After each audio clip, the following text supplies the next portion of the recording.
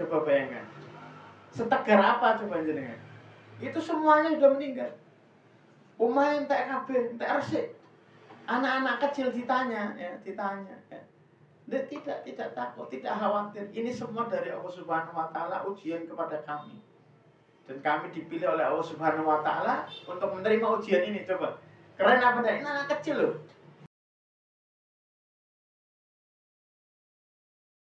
Kita mentalnya bermasalah itu karena itu. Ya kan? Coba apalagi? Hampir semua. Ini perlu diceritakan betul. Jangan meremehkan kisah-kisah masa lalu kita. Waktu kita masih kecil yang dengan perjuangannya, bener gak? Kira-kira tasnya orang duwe akhirnya nggone apa? Plastik ditaleni, kenur ya kan? Taleni. Berangkat. Apa pernah ada kepikiran nanti dibully temennya? Orang nganggo tas kayak koncone tas saya enggak ada, bener gak? Terus apalagi coba? Sepatu orang duwe nyeker, sekolah terus sekolah. Gentenan karo kakangane, bener gak? Nah, coba sih. Makanya saya kan sering ngomong, zaman dulu itu orang tua itu ikut parenting enggak. Tapi kenapa anaknya kokoh-kokoh? Hari ini hampir sekolah yang ada seminar parenting, bener gak? Tapi anaknya enggak kokoh sama sekali. Orang disangoni yo biasa toto, ya kan? Bener enggak? Coba jangan perhatikan perbedaan generasi kita zaman kita ya. Zaman yang lahir yang ya 70, 80 ya. Sama generasi 2000-an aja udah beda. Ya. Maka jangan, sekali lagi saya menyampaikan, saya sampai hari ini menceritakan kisah bapak waktu kecil itu saya masih sering sama anak saya. Yang namanya makan itu sesuatu yang luar biasa. Makan telur itu yo luar biasa, ora umum bisa kapan. Nah, ya, makan apalagi coba, hampir semua begitu. Nah, sekarang kita karena tidak pernah mentransfer kenangan masa lalu kita sebagai orang tua kepada anak kita, akhirnya anak-anak kita nggak pernah kokoh. Ya. Anak-anak kita itu nggak pernah bisa kokoh. Ya.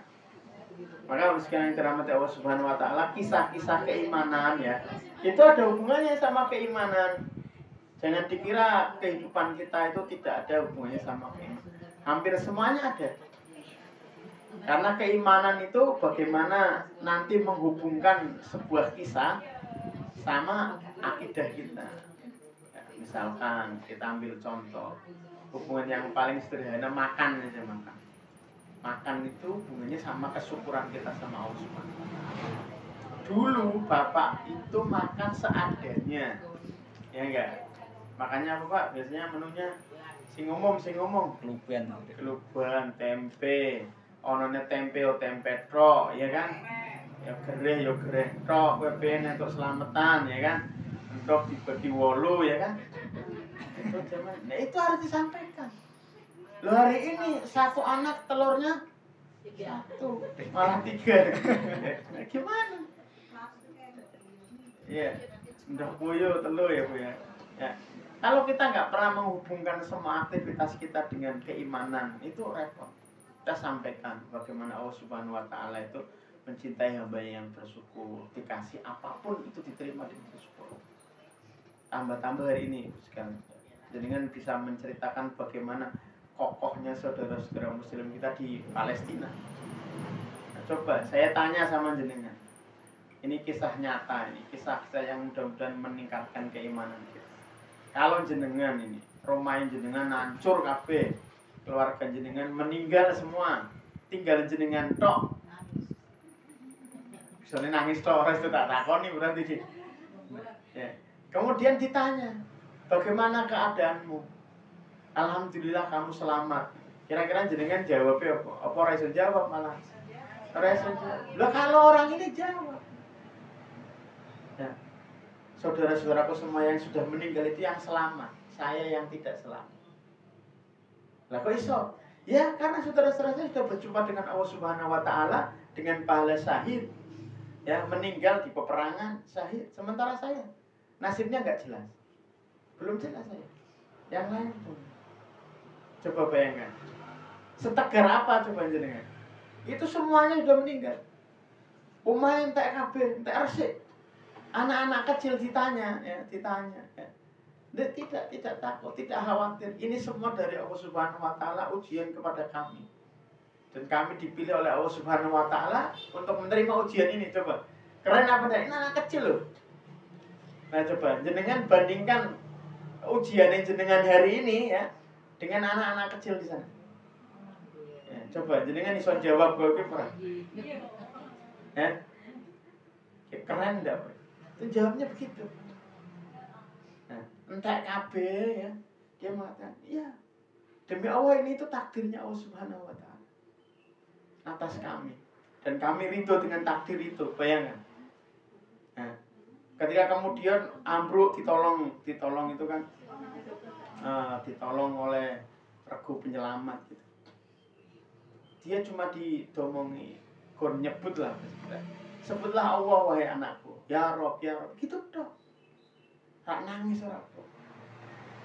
Bisa enggak kita yang sudah besar-besar kayak gini diuji tadi opo-opo entek kabeh kemudian ngomong iya kita harus syukuri semua ini sudah takdirnya Allah Subhanahu wa taala. Bisa, Bu? Ya, ini yang jadi pertanyaan. Kenapa mereka bisa sekokoh itu? Ya. Ketika mau dibius ya, ada seorang anak mau dibius usia SMP. Ya. Ya. Mau dibius nggak ada biusnya. Bius paling murah akhirnya. Kemudian dia cuma dengan baca Quran sampai 8 juz. Nah, biusnya lokal ya, lokal yang kayak gitu dia otomatis ya kondisi trauma kayak gitu kan, sakit yang luar biasa, yang keluar adalah Quran. Itu apa namanya, dokternya ngomong itu bisa sampai 8 juz keluar terus otomatis. Ini sekalian dirahmati Allah Subhanahu wa taala. Ini yang menyebabkan mereka menjadi generasi yang kokoh interaksinya dengan Quran. Pertanyaannya, kita ngajinya sedina pinggir berapa kali sehari? Kalau saya zaman dulu itu minimalnya krungu wong ngaji itu bar maghrib karo bar subuh. Coba jenengan sekarang jalan-jalan. Pernah ono yang omah-omah situ ngaji bar maghrib, di rumah-rumahnya kaum muslimin bar subuh jarang. Ya, saya itu setiap pagi itu masih bisa, kalau sehat-sehat semua ya, saya sama istri itu setiap pagi jalan kaki. Anak saya 7 ya kan, meninggal 2, sisa 5. Saya masih bisa jalan-jalan sama istri setiap pagi. Kalau saya tidak sakit, istri tidak sakit, dan tidak ada acara. Itu sepanjang rumah saya muter itu hampir 30 menit ya. Itu saya cuma satu tok rumah yang baca Quran.